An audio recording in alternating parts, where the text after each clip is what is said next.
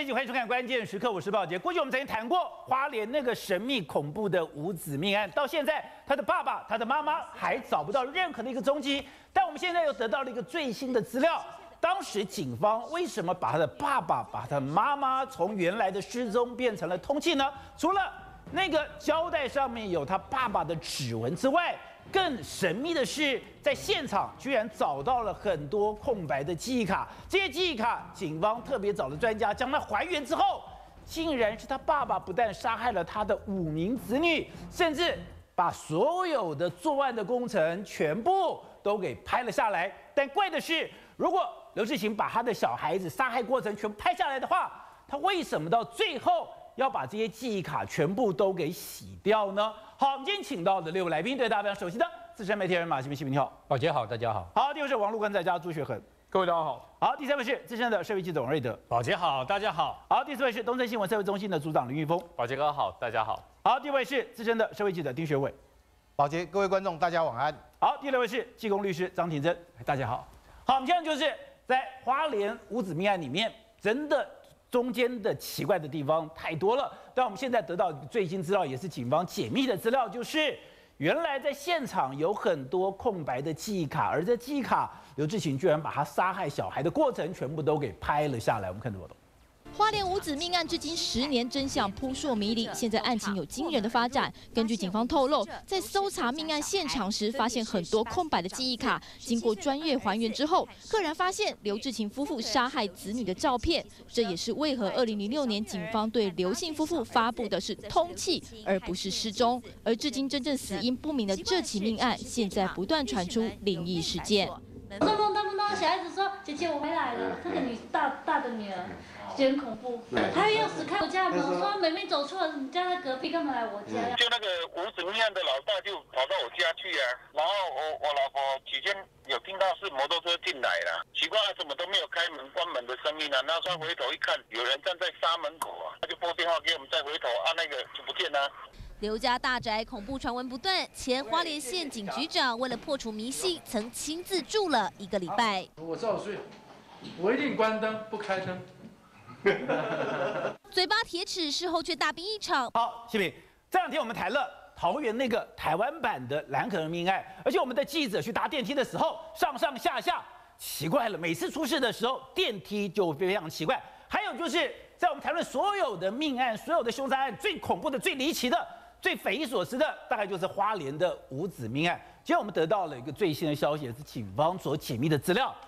原来当时他们在现场找到了记忆卡，记忆卡是空白的。警方透过专家还原之后，才看到原来他爸爸把所有的杀人过程全部都给拍了下来。对，花莲五子命案，2006年9月，为什么轰动一时？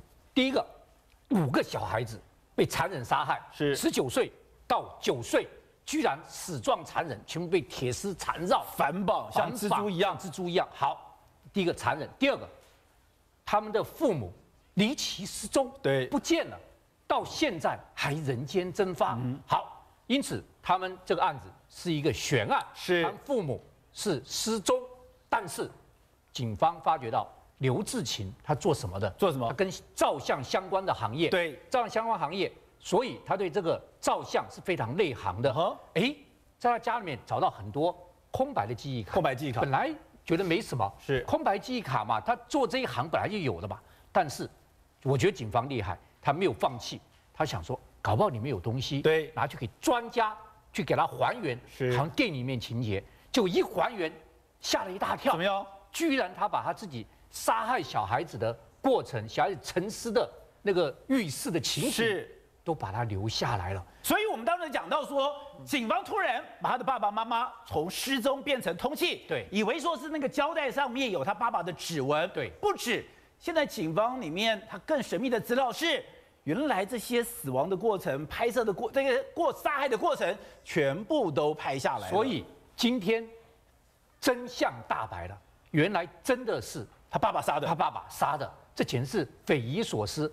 当初为什么没有觉得是他爸爸杀人？为什么？因为他们发觉到，第一个，他爸爸有高血压，药没带；第二个，他妈妈最爱的包包名牌包没带走；第三个，他的存款里面有50多万存款也没有拿走，没有拿走。好，第4个，这就厉害了。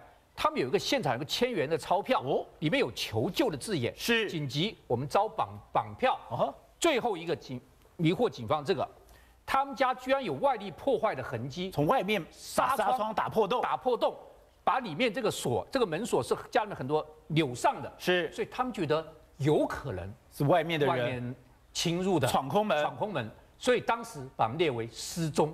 结果今天空白录影，这个记忆卡是一解密之后，所有的警察全部吓了一大跳，居然是他爸爸下的毒手。是，好，我们今天东森电视台特别去找了当年侦办这案子的警察陈广成，对，跟他谈了，他一谈之后，我们才知道吓了一大跳。怎么样？他解密了好多真相，原来这5个人，通通是死不瞑目。什么叫死不瞑目？我跟你讲哈，老2死得最惨啊！为什么？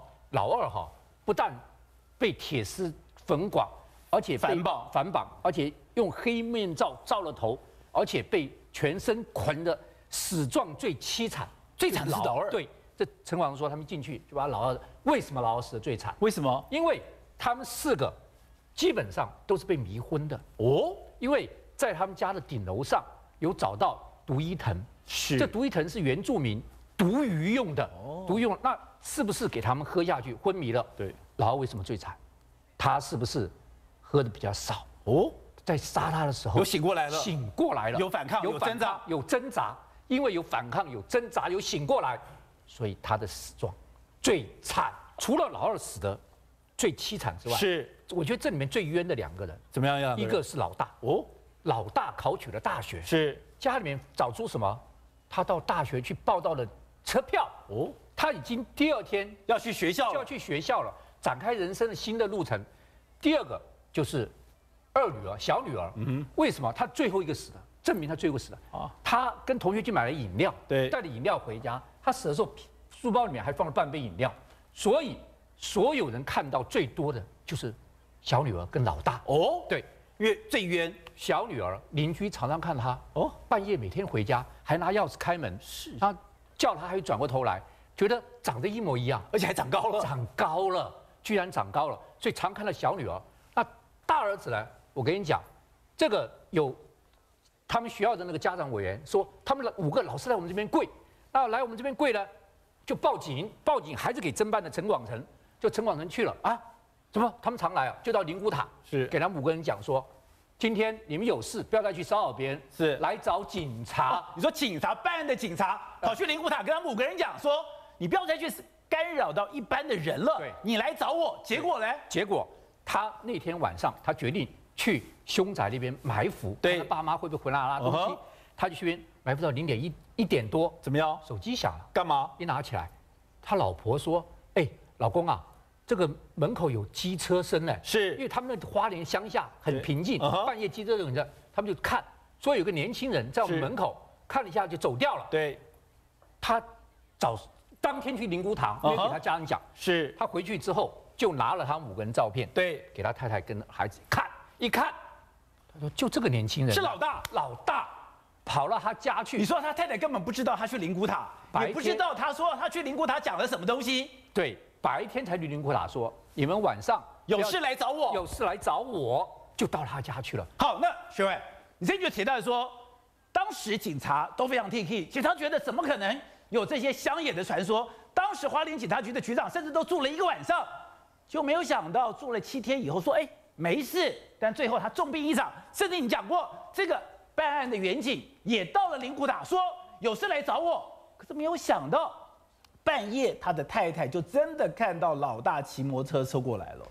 这个花莲五子命案是我在新闻工作将近20年里面看到最神奇的一个案子。刚才讲说那个陈广成那个退休的那个员警，其实他跟他老婆2个是原住民的，他们是信基督教的，是本来对这个事情是不会相信的。可是你说他去呛了之后，那个晚上马上那个大儿子就跑去找他老婆了，骑摩托车。对啊，就是给他看啊，就看到了，而且跟他讲说他被害死了。而且他更神奇的是怎样？2009年有一个在台南经营2手那个艺品店的叫做赖依萱，一个女的他本来是被地下钱庄逼债，所以他就去报案，就跟刑事局侦缉队报案，说他被那个逼债。那刑事局侦缉队他就受理这个案件，就请他来做笔录。而请他来那一天刚好就是花莲五子命案的2周年忌日那一天。2周年忌日。对。那这个女的，这个赖姓女子，她去刑事那个侦缉队做笔录的时候，那个警察问她什么东西，她都没有回答，因为她就坐在那边就傻了，就开始一直看着墙壁这样，一直这边看那边看。看什么？突然间就跟警察讲说，恁办公室内底那边那种人头啊呢？什么意思？就说那个墙壁上全部都是挂着人头啦，那个警察就想说你是来报案还是来乱的，对不对？讲那些有的没有的，对。可是那个女的后来人家叫她仙姑了哈，所以他们就拿了一个花莲的地图，很大的地图，就跟她讲说，你如果可以指出说这个花莲五子命案发生的地点在哪里哈，我就相信你。可是这句话还没讲完的时候，那个女的就那个仙姑就手指头就指那个吉安乡那个点，就那个街道那个地方，他们就当场下了。可那时候不是大家都知道了吗？可是这个女的她不知道有这件案子啊，她只知道说那个地方，她只告诉她说有5个人被杀，怎样啊？地点你要指给我看。对，地点就拿那个地图指给我看。她手指头就这样指的那个点，吉安乡。哇，那个警察就听她这样一讲说，真的有鬼，真的有能力哦，就赶快找时间就把这个仙姑啊，这个赖姓女子就带去那个现场，花莲五子命案的那个现场。对，就请她说你进去通灵看看这个怎么样。她进去之后，她就开始。那个警察后来根据那个刑事局的警察描述说，他进去之后，那个手指头就开始一直抖，一直抖，就好像人家那种侦测器这样，一直抖，一直抖，找到东西了，感应到东西。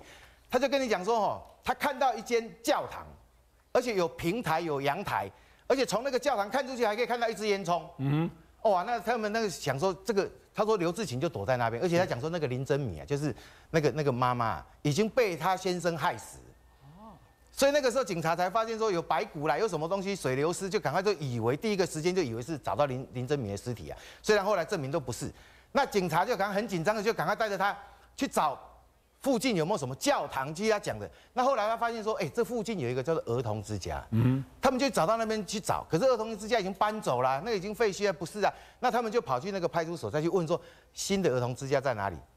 等到他们到了那个新的儿童之家，一看之后都傻眼了，怎么样？就跟他讲的一模一样。教堂上面有十字架，外面有一个阳台，还有那个从外面开出去还有烟囱，哇，那个描述的场景是一模一样啊，就赶快去问。你说这儿童之家是搬过家的，外面一般人是不知道的。对，所以后来他们进去问之后，还讲出说，其实他们在案发之前的前几天呢，他是有带那个小儿子，去那个地方。要把他送到儿童之家，他本来是不想要把杀死小孩子最小的那一个。你说最小的儿子本来不想杀他的，对，本来想送到儿童之家的。对啊，可是因为那边有事情没有办法，暂时没有办法收留，所以他们要把他带回去。所以你看，最后带回去之后也惨死在他父母的手下，这样。好，我们刚才讲到说，因为他这个杀人的手法非常的残忍，每个都反绑，而且拿铁丝一捆一捆的，就像绑蜘蛛网一样绑掉。可是怪的是，刚刚讲到的，原来这5个小孩，老大跟老二是前妻生的，可是刚刚谈到是。当前妻来认的时候，照理讲你的小孩死于非命，而且死状这么样的凄惨，他居然无动于衷。其实警察在看到这个现场案发那一天，到了现场一看的时候，那个小孩子是被堆叠起来的，而且那个叠的形状很诡异。对，在浴缸里面就这样堆叠起来，堆得很整齐。那个警察一看都是吓到说：“这是不是这种邪教的仪式啊？为什么会杀人之后还把它叠成这样？而且这样反绑？”对，而且他们后来去查了之后，这个刘志勤其实是这个林真米是他的第3任妻子啊。所以这5个小孩是有三任妻子生的，那可能人家讲说，刚才讲到说那个最小的小孩子本来要送到儿童之家搞不好就是因为林真米求他说这单作为新爷，那我们就把他留下来，留个活口。那之前不是说讲到这个灵异不断吗？那灵异不断，那个时候耿继文花莲县警局长耿继文，他就觉得说我要破除这些迷信，我不相信这些东西，所以他不是那时候新闻闹得很大，他还住了7天7夜啊，住1个礼拜啊，住了1个礼拜，他还出来讲说。什么都没有碰到啊，有没有做到梦啊？可是他们的员警讲说，耿继文回去是生了一场大病，生大病，而且那一场病还几乎夺了他的命啊！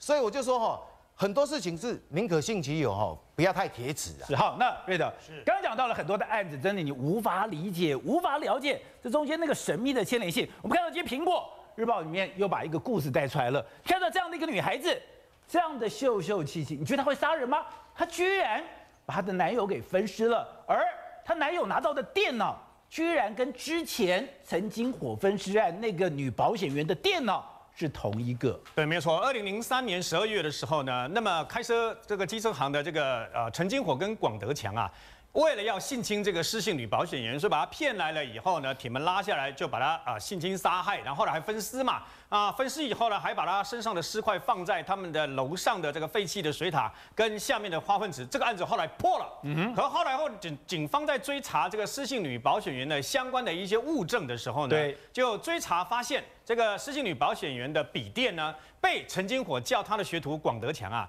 拿到附近的一家通讯行卖给他的赵姓老板。那么事实上，在侦办的过程当中，这个赵姓老板呢，还很得意的跟警方提供一些相关的线索所以后来这个案子破了以后呢，不是大动作的去开挖嘛，对。那这个一直到这个广德强、陈金火两个人被收押了，这个赵姓老板还洋洋自得，就是说，你看这个案子能够破，我也有些许的贡献哦。对。那就跟很多人讲，就没想到到隔年，也就是2004年的7月的时候呢，有一个林姓男子紧张兮兮的冲进去警察局里面。冲到派出所里面干什么？报案，报什么案？他说他有一个黄姓的女朋友，那么有一天突然间打电话给他，很紧张的说要把一个废弃的男性的充气娃娃丢掉，太重了，所以呢拜托他来一起丢。那么他来丢的时候，因为好几袋的这个垃圾袋，他觉得太重了。吹气娃娃怎么可能这么重呢？所以他丢了以后一直觉得不对，会不会是人他怀疑说我协助他丢的会不会是人？所以越想越不对。回来台北了以后越想越不对，后来就主动跟警方投案，说可能有问题我带你们去找怎样的这样子就去找了以后呢，找到了这个黄姓女子，她的黄姓女友黄丽燕。对，找到她了以后呢，就她对，就她这么瘦小小的，清清秀秀的，清清秀秀，瘦小小的。那警方就带到了这个山谷以后呢，结果一找这些垃圾袋一打开，吓了一大跳。为什么呢？竟然是一个男人，他被分尸后的头部跟身体上的区块全部被分尸掉了然后呢，更令警方讶异的是，这个被分尸的死者竟然就是前一年协助警方侦办这个有关于施姓女保险员被分尸案的这个通讯行的赵姓老板，同一个人。这里面还发生了一个故事，为什么呢？在找的过程当中，赵姓老板消失的过程当中失踪嘛，警方还在办，还不知道到底是命案什么都不知道的时候呢，赵老板的家人有一天梦到赵老板来托梦，梦里面的赵老板呢没有头，手拿着一个头，然后拿着自己的头，然后呢怨气很重的跟他的家人说：“我好冷，我好冷，我好怨。”这样子醒来以后就把这个资讯提供给相关的警方好，那你以为说这个案子就结了就没事了嘛，对不对？再过2个月。就在这个赵老板死后被分尸以后呢，再过2个月，在这个台中望高寮的一个碉堡里面，发现一个吴姓男子全身脱光死在里面那死在里面呢，结果望高寮就跟这个地公有什么关系？就一查他住的地方，竟然跟陈金火还有跟这个赵老板住的地方都在100公尺之内。也就是说，他们的地缘关系非常非常的接近，是对，所以那时候让所有的大家非常的害怕包括很多租房子的这个大学生外来的，大家都很害怕嘛，怕说为什么会这个样子，所以当地呢还为了这个，所以大家一直举办了20年来最大场的一场法会，希望能够超度，把这个戾气怨气全部都超度掉。那么事实上你说这个死亡笔电呢，有没有一个等于说东西或者是一个交通工具，也有类似这样诅咒？有。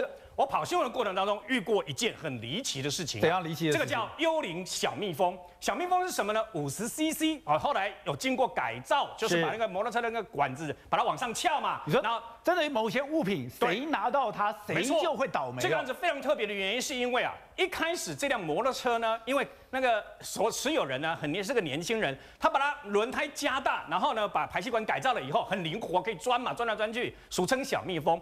这辆摩托车被偷了。偷了以后呢，2个未成年的少年呢，因为偷了这个车子以后呢，飙车就撞到人家那个路边的车子了以后呢，2个人就死了。可问题是这辆车，警方到现场的时候发现这个小蜜蜂这辆轻机车它只有些微的擦撞，它还是好的。警方当然就把它用证把它查扣嘛，因为它赃车嘛。查扣了以后呢，先放在这个警察局里面，没想到被偷了。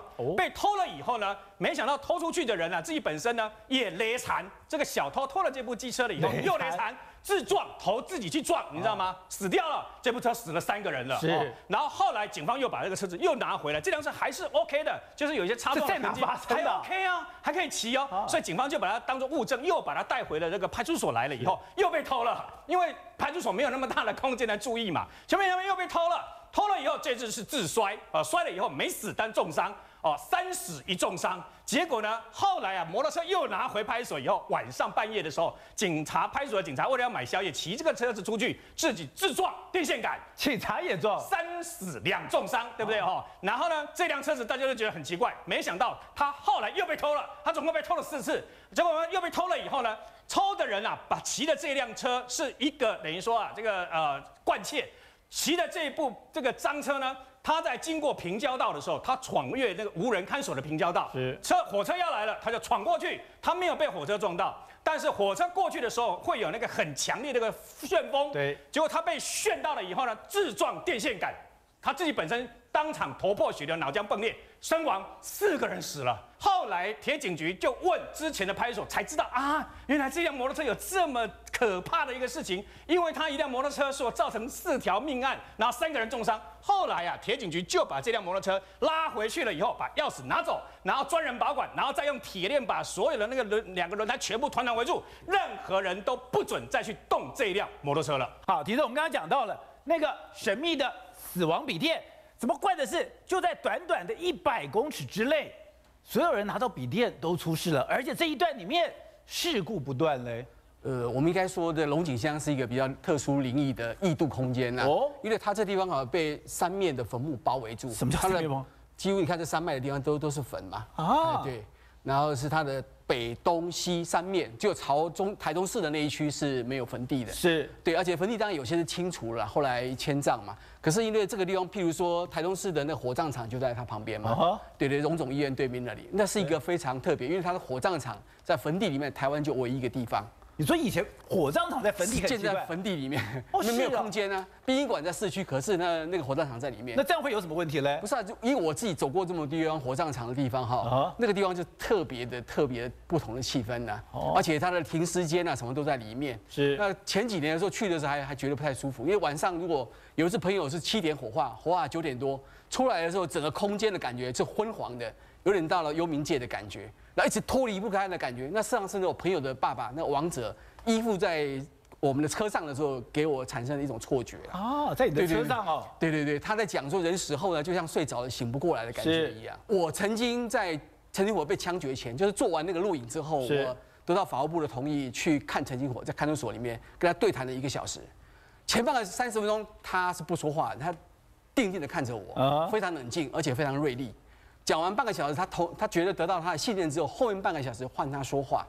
那我就很斩钉截铁问他说：“我来是想知道说，前面在23年前还有一个命案是发生在他旧的机车行这里，那个女的下落，我希望在你被枪决前，你能说出能够找到这个遗体。”你说那个命案不是只有施金池，是更早还有一件。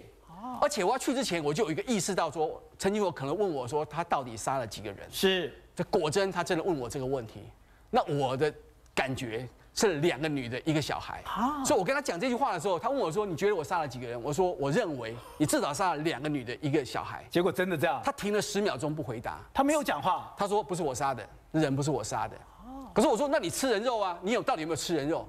他说：“我真的吃了人肉，可是那是广德强弄给我吃的。”对，那所以这是他口中不是靠记者这样，是真正的对谈里面。那我也看过在相关的卷证啊。那我也问他说，为什么你要在施金池的脚上给他画成豆腐状？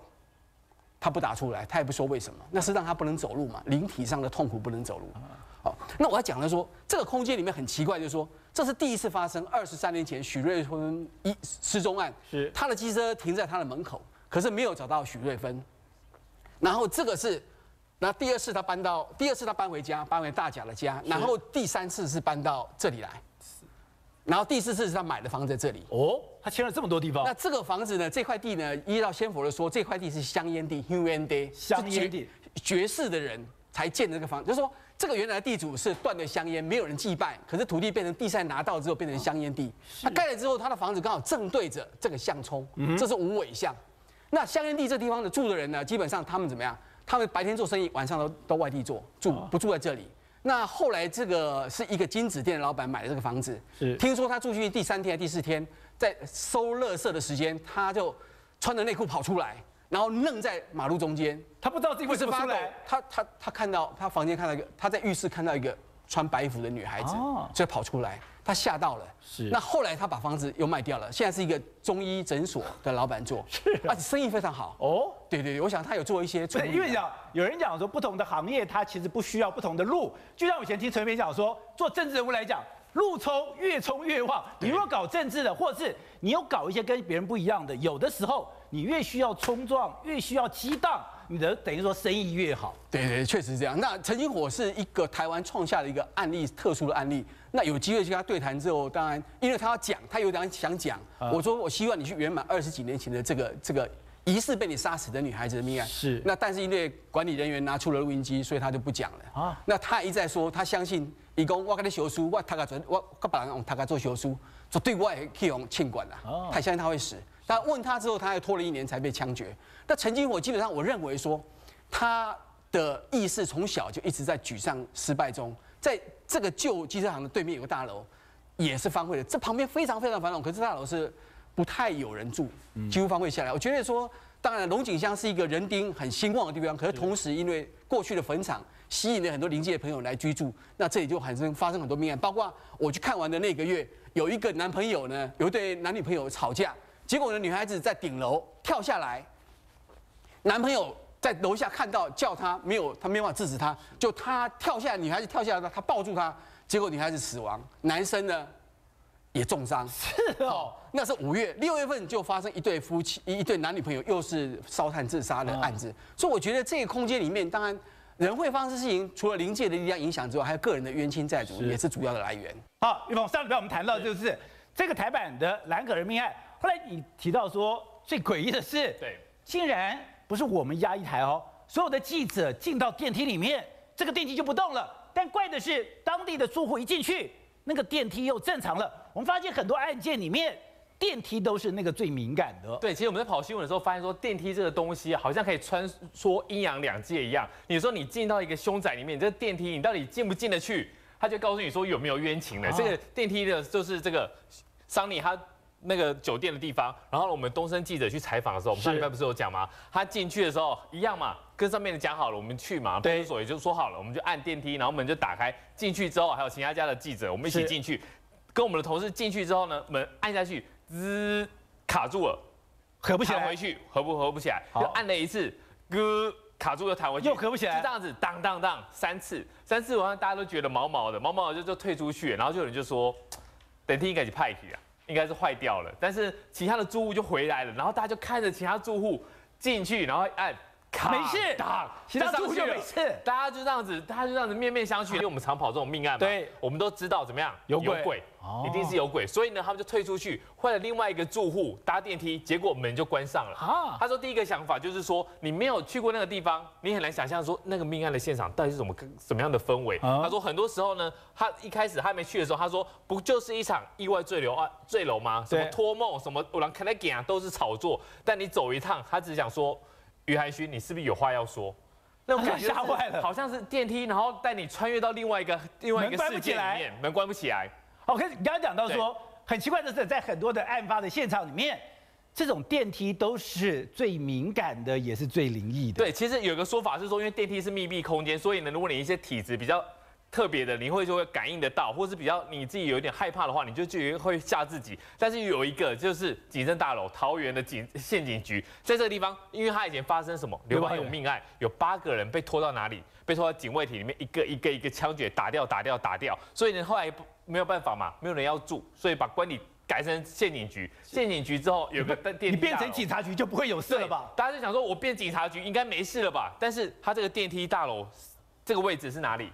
就是当初这8个人被打死的地方。我们看到，就是在当时的警卫室，后来整个改建了以后，它变成了电梯。对，那个时候呢，整个都还没验收的时候呢，就发生了一个火警。为什么会发生火警？怎么还没验收发生火警？对，还没验收就是发生火警，然后消防队员赶到现场说诺，因为警消1加7嘛，他就说不是，因为他们的电梯啊，有人在搭的时候上下跟大怒神一样，他们就。同仁自己都觉得说，是不是有什么灵异的事情要发生了？所以呢，自己看长官不在，自己偷烧金子。结果弄成了一个火警，真假的？对，所以后来没有人。你说警察还没有进去，但是那个电梯就非常的不安稳。对，烧金子就烧，怎么可能烧金子烧出火警出来？你烧金子，因为它那时候其实警报器已经有响了，已经装好了，所以烧金子大家会怕嘛，越烧越多，越烧越多，就弄到了警报器就烧，警报器就烧了多少金子啊？所以他们那时候这个一定太灵异了，所以呢，一般的基层同仁搭不搭这个电梯？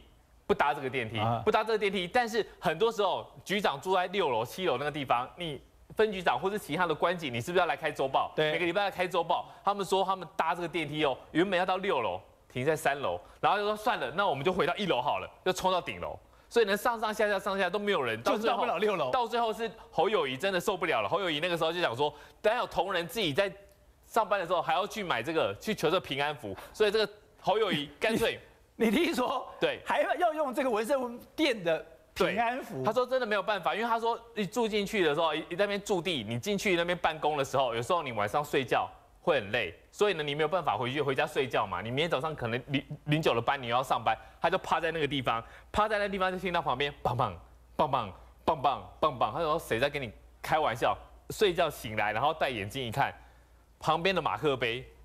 还有那种泡茶的桌子，当，真的假的？整个像交响乐一样在打来打去，自动打来打去，所以呢，大家没有办法，只好去什么庙里面求这个平安符。而且你刚刚讲说那个电梯后来。整个警察局还把那个电梯所有的管线全部都换掉也没有用，因为那时候其实发生太多这种事情，然后后来就讲说会不会是这包商他这个电梯的管路有点问题，干脆把他的电线整个电梯的管线哦要30-40万哦都把它拉掉重做，就重做。有一次开周报的时候10几个分局长一起搭这个电梯，是好前后2批进去搭电梯之后卡在半空中，上也上不去，下也下不来，所以真的吓到，最后请侯友宜送了一个关公才把它镇住。其实之前就有说过，这个警卫艇有8个人死掉，后来竟然清洁妇找到了8只死猫，就在这个警卫艇里面。然后那个时候呢，其实都没有人敢靠近，然后要保存现场，所以呢一开始也没有把它拆掉。到了第2年，这个血案发生的第2年周年忌日的时候，其实已经很久没有人用喽。是，它那个地方有没有电？应该已经没有电了。对，竟然2楼的电灯，因为它是2层楼的嘛，2楼电灯竟然亮了。等一下，这个地方不是没有住，对，都已经把总电源给关掉了吗？对啊，搞不好都已经没有通电了，搞不好台电都已经没有拉电了，但是2楼就亮了，而且它不是一直亮哦，亮了熄，亮了熄，亮了熄，亮了熄，而且没有在前一天，没在后一天，就是他第2年周年忌日的时候，附近邻居都吓死了啊！还有呢，还有说没有办法，一定要把这个大楼怎么样拆掉，真的受不了。可是拆掉了之后呢，那时候是政府的包案嘛，大家都想要去做政府包案，为什么？因为验收容易，而且呢钱又多，所以呢有个包商就报下这个案子，报下案子的时候，他也知道说这边发生了8个人的命案，挑了皇城吉日，就是挑了一个好日子去。这个挖土机弄下去的时候，打不打得开？